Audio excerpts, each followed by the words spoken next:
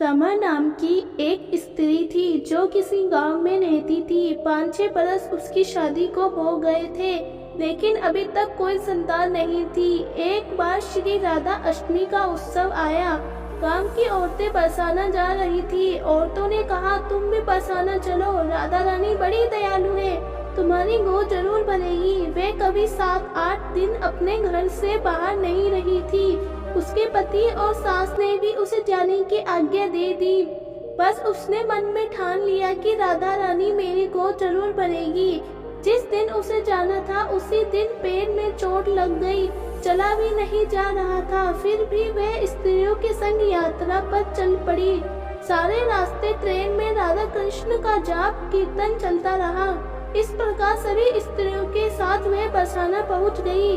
सभी नहा धोकर राधा जी के मंदिर में जाने के लिए तैयार हुए।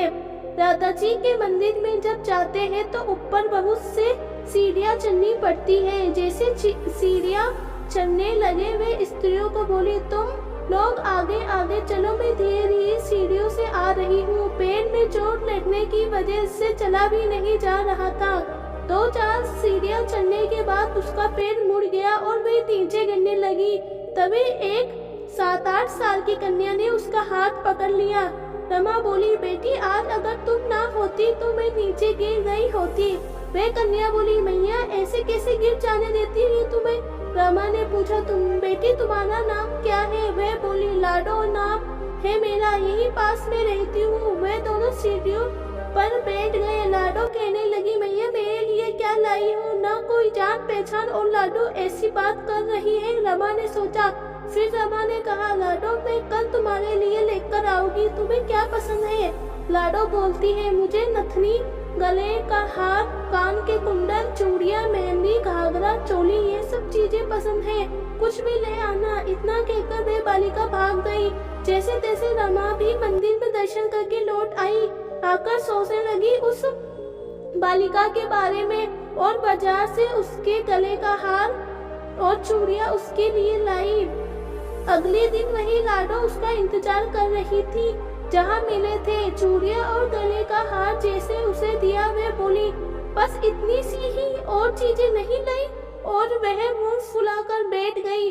तब रमा बोली, अभी मैं 8 दिन यहीं पर हूँ, रोज तुम्हारे लिए कुछ न कुछ लाया करूँगी। यह सुनकर लाडो उसकी गोद में बैठ गई और गले से लग गई। रमा तो रोने लगी, उसे जैसे एक संतान मिल गई। खूब प्यार से उसके सिर पर हाथ फेरा, ऐसे ही वह फिर चली गई। रमा ने मंदिर से आकर घाघरा और चोली उसके लिए बनवाए। ऐसे ही रोज कुछ न कुछ वह उसे देती।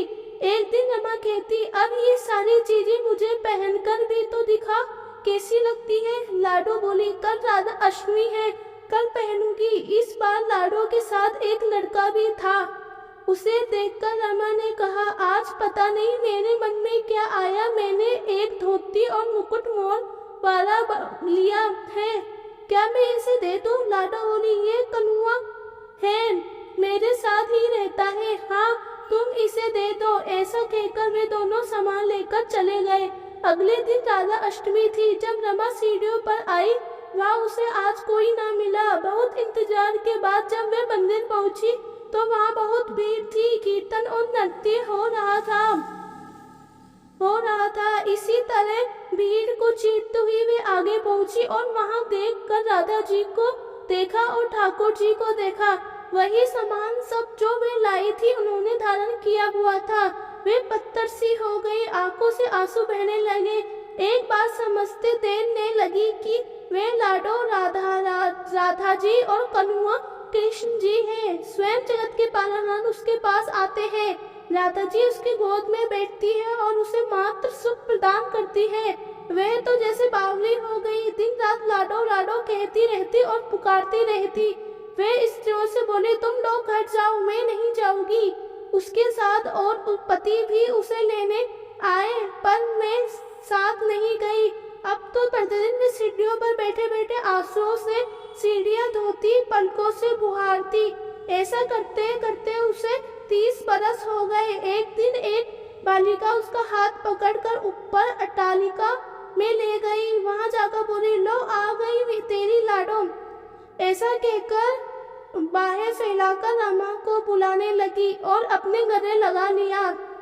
उस दिन रमा ऐसे गले लगी कि इस पार्थिव शरीर को छोड़कर सदा के लिए अपने लाडो के पास चली गई। इस घटना से हम सबको ये सीख मिलती है कि जो भी आशा रखे, चाहे वे सकाम हो या निष्काम, केवल भगवान से ही रखे।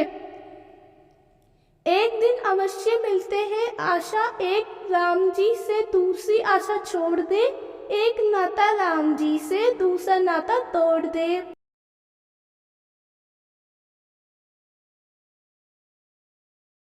बोलिए भक्त और उनके भगवान की जय। बरसाने वाली सरकार की जय हो। श्यामा प्यारी कुंज बिहारी की जय। श्री कुंज बिहारी श्री हरिदास की